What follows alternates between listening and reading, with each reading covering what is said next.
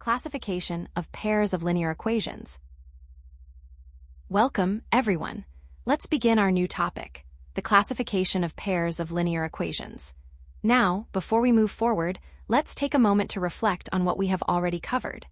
In our previous lessons, we learned how to take a single linear equation in two variables and represent it visually as a straight line on a coordinate plane. Today, we are stepping up the complexity. Instead of looking at just one line, we are now dealing with a pair of linear equations. When we work with a pair, our primary goal is to find a common point, or perhaps multiple points, that satisfy both equations at the exact same time. In other words, we are looking for where these lines meet. As we progress through this lesson, you will see that the way these lines interact is very important. Depending on whether a common point exists or how many points exist, we can classify these pairs of equations into different distinct categories. We will explore these categories, including the concepts of consistency and dependency, in the upcoming slides. Understanding the concept of consistency. Now, before we dive into the specific types of classifications we'll be discussing, we first need to establish a foundational concept, the term consistency.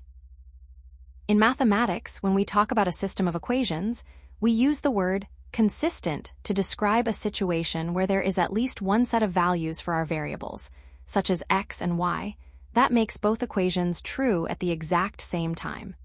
Essentially, it means a solution exists. On the other hand, if there is no possible set of values that can satisfy both equations simultaneously, we refer to that system as inconsistent. Keep this distinction in mind, as it will be the primary way we categorize the different types of lines we are about to study in the next few slides. Consistent pair. Now that we understand the basic definition of consistency from the previous slide, let's look closer at what it actually means for a pair of equations to be consistent. Simply put, a pair of linear equations is called consistent if there is at least one solution that works for both equations. If you think back to our first slide, where we talked about representing equations as lines on a graph, this means that these two lines must share at least one common point. If they touch or meet anywhere, they are consistent. However, consistency isn't just one single thing. It actually breaks down into two different scenarios. First, we have the case where the two lines intersect at exactly one single point. In this situation, we call it a unique solution. There is only one specific value for x and y where the lines meet. Second, we have a scenario where the lines overlap completely, meaning one line lies directly on top of the other. Because they are essentially the same line, they share every single point along their path, which gives us what we call infinitely many solutions. As we will see in the next slide, if the lines fail to meet at all, we move out of this category and into what is known as an inconsistent pair. Inconsistent pair. Now that we have understood what it means for a system to be consistent in the previous slide, let's look at the opposite scenario. A pair of linear equations is said to be inconsistent if it has no solution at all. To put this in more technical terms, this occurs when there is no single point, where x and y, that satisfies both equations simultaneously. In other words, there is no coordinate pair that makes both mathematical statements true at the same time. If you were to visualize this on a graph, and we will see more examples of this in our real-world analogy later, this happens when the lines are parallel to each other. Because parallel lines run in the exact same direction and maintain a constant distance, they will never cross, meaning they share no common points. Dependent pair. Now that we have understood what it means for a system to be inconsistent, let's look at a special case of consistency called a dependent pair. Think back to our discussion on consistent equations. We know that a pair is consistent if there is at least one common solution. Well, a dependent pair takes this to the extreme. We call a pair of linear equations dependent when the two equations are essentially just different versions of the exact same line. For example, if you take one equation and multiply every term by 2, you haven't actually changed the line. you've just rewritten it. Because these two equations represent the same line, every single point that satisfies the first equation will also, automatically, satisfy the second one. Since a line is made up of an endless string of points, this means a dependent pair has infinitely many solutions. Now, here is a crucial note that I want you to keep in mind for your exams. Because a dependent pair does, in fact, have solutions, it falls under the umbrella of what we discussed in slide 3. Therefore, every dependent pair is automatically a consistent pair. To visualize this, think of the third scenario in our upcoming analogy, where one person follows exactly in the footprints of another. Real-world analogy for classification. Now, I know that terms like consistent, inconsistent, and dependent might feel a bit abstract or purely theoretical right now. To help you visualize exactly what is happening with these lines on a graph, let's step away from the algebra for a moment and imagine a real-world scenario. Picture two people, Alice and Bob, walking across a large, flat field. First, let's look at scenario 1. Imagine Alice starts walking due north and Bob starts walking due east. Because they are moving in different directions, their paths are eventually going to cross at exactly one specific spot. In our mathematical language from the previous slides, because there is a point where they meet, we call this a consistent pair with a unique solution. Next, let's consider scenario 2. This time, imagine both Alice and Bob are walking north. However, they start their journey 5 meters apart and they maintain that exact same distance from each other as they walk. Since they are walking in the same direction but are offset, their paths will stay parallel and will never, ever cross. This is the perfect visual for what we just discussed regarding an inconsistent pair, because there is no solution, no point where they meet. Finally, let's look at scenario 3.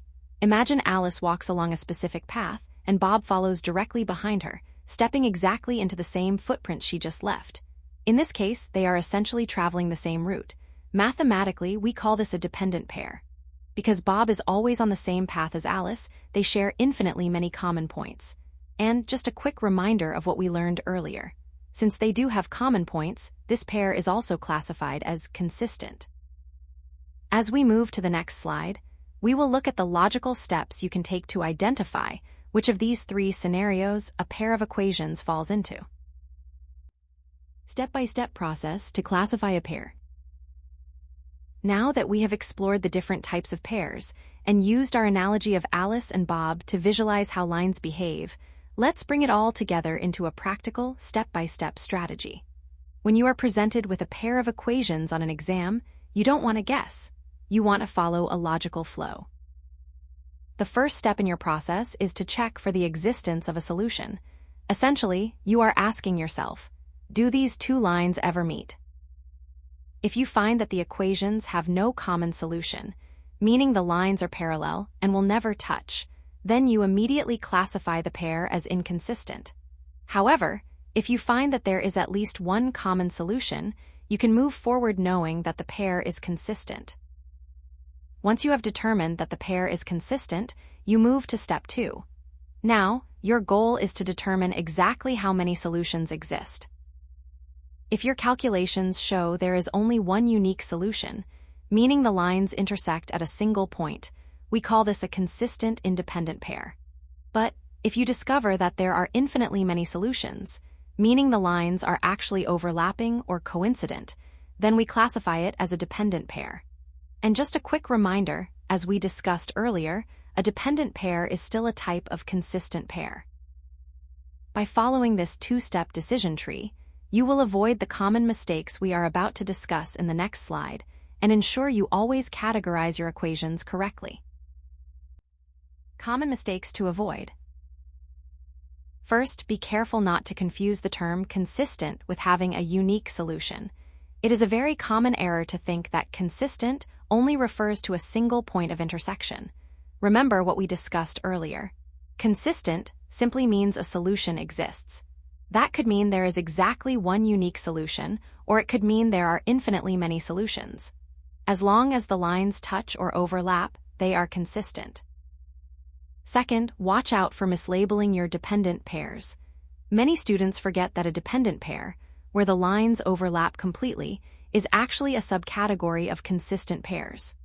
To put it mathematically, the set of all dependent pairs is a subset of the set of all consistent pairs.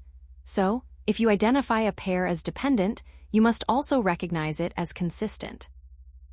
Finally, never assume that parallel lines are consistent. As we saw in our analogy with Alice and Bob, parallel lines maintain a constant distance and will never, ever meet.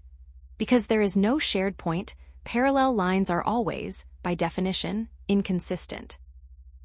Now, before we wrap up and look at our final summary table, I want to pause and highlight some common pitfalls. I've seen many students lose marks on these specific points, so please pay close attention. Keep these distinctions clear in your mind, as they are the foundation for the summary table we are about to review in our final slide. Key takeaways. Now, as we reach the end of our lesson, let's bring everything together.